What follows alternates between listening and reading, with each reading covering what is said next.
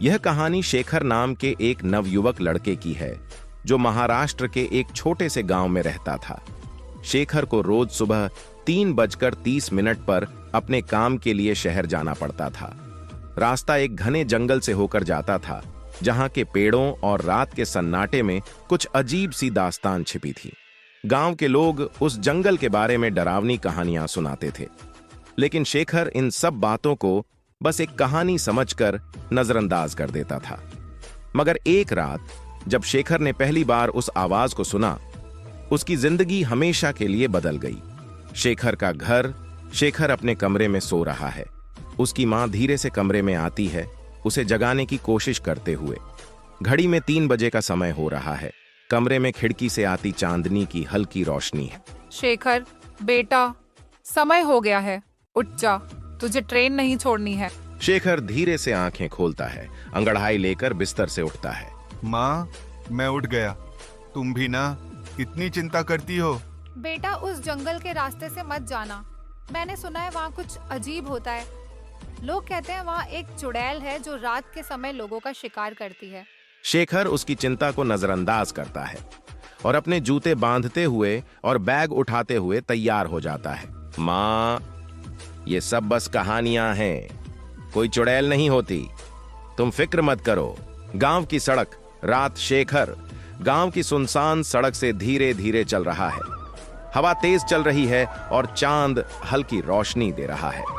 पत्तों की सरसराहट और दूर से कुत्तों के भौंकने की आवाज माहौल को और भयानक बना रही है। वह गांव के किनारे पर पहुंचता है, जहां घना जंगल शुरू होता है। एक बड़ा पीपल का पेड़ प्रवेश पर खड़ा है। शेखर जैसे ही जंगल में प्रवेश करता है, हवा अचानक और ठंडी हो जाती है। शेखर चारों ओर देखता है, लेकिन अंधेरे से बेपरवाह दिखता है। वह फुसफुसाहट और दूर से कदमों की आवाज सुनता है, लेकिन इसे नजरअंदाज कर देता है। शेखर खुद से बड़बड़ाते हुए, ये सब बस मेरी सोच है, कुछ नहीं है यहाँ। वह आगे बढ़ता है। तभी पीछे से एक हल्की आवाज आती है, चुड़ैल की आवाज, धीमे स्वर में, दूर से। शेखर, इधर आओ। शेखर कुछ पलों के लिए रुक जाता है। उसका दिल तेजी से धड़कने लगता है, लेकिन वह खुद को समझाता है कि यह कुछ नहीं है। वह गहरी सांस लेता है और चलता रहता है। शेखर घबराते हुए, कोई चुड़ैल नहीं है, बस मेरी कल्पना है। आवाज और तेज और आक्रामक होती जाती है। चुड़ैल की आवाज और करीब और गुस्से में। शेखर, रुक जा, इधर आओ। शेखर डर के मारे तेजी से चलने लगता है। उसके माथे पर पसीना आ रहा है। वह जल्दी से पीछे मुड़कर देखता है, लेकिन वहां कोई नहीं है। पेड़ हिंसक रूप से झूलने लगते हैं, जबकि हवा इतनी तेज नहीं चल रही होती। जंगल, रात। शेखर तेजी से चलता है। उसकी सांसें तेज हो रही हैं। जैसे जैसे वह आगे बढ़ता है, आवाज उसके और करीब आती है। दूर से कदमों की आवाज, पत्तों की सरसराहट, फुसफुसाहट तेज हो रही है। शेखर जैसे ही दौड़ने वाला होता है, एक धुंधली आकृति उसके पीछे दिखाई देती है। यह चुड़ैल है। उसके लंबे काले बाल उसके चेहरे को ढके हुए हैं। उसकी सफेद साड़ी खून से सनी हुई है।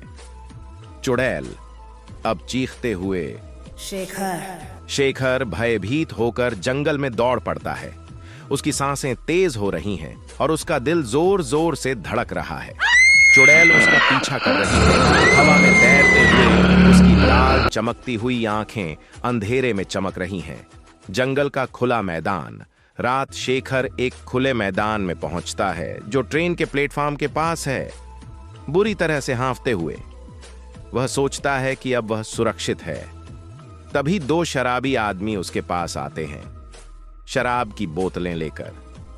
शराबी आदमी लड़खड़ाते हुए, अरे भाई, तुम इतनी रात को यहाँ क्या कर रहे हो? वो चुड़ैल जंगल में, वो मुझे मारने आ रही थी। शराबी आदमी एक दूसरे की ओर देखते हैं और सहमति में सिर हिलाते हैं। हाँ, हमने उस चुड़ैल के बारे में सुना है। जो लोग इस रास्ते से जाते हैं वो उसका शिकार बन जाते हैं। तुम लकी हो कि हम मिल गए। तुम वापस चले जाओ, हम यहाँ ही रुकते हैं। वो तुम्हारा कुछ नहीं करेगी अगर तुम चले जाओ। शेखर अब भी कांपते हुए सिर हिलाता है और गांव की ओर वापस चलने लगता है। जैसे ही वह दूर जाता है, उसे चुड़ैल की हंसी दूर से सुनाई देती है। शेखर का घर। रात शेखर अपने घर के दरवाजे को जोर से खोलता है, हांफते हुए और पसीने से लथपथ। उसकी मां उसकी ओर दौड़ती है। उसके चेहरे पर चिंता है। मां चिंतित।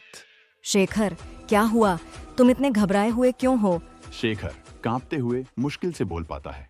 माँ, वो चुड़ैल, वो सच थी। उसने मुझे मार दिया होता अगर मैं वापस नहीं आता। उसकी मां उसे अपने पास खींच लेती है, धीरे धीरे फुसफुसाते हुए। मां राहत की सांस लेते हुए। मैंने कहा था ना बेटा, वो कहानियां सच हैं। अब तू नौकरी छोड़ दे, ये सब छोड़ दे। शेखर सिर हिलाता है। बहुत डरा हुआ होता है बहस करने के लिए। उस दिन के बाद से उसने कभी भी सुबह की ट्रेन नहीं पकड़ी। चुड़ैल की यादें उसे हर रात सताती हैं। जंगल। रात चुड़ैल को बड़े पीपल के पेड़ के नीचे तैरते हुए दिखाया जाता है। उसकी लाल आंखें अंधेरे में चमक रही होती हैं। वह एक डरावनी हंसी निकालती है। उसके नुकीले दांत और टेढ़ी मेढ़ी मुस्कान दिखती है। चुड़ैल फुसफुसाते हुए। शेखर, मैं वापस आऊंगी।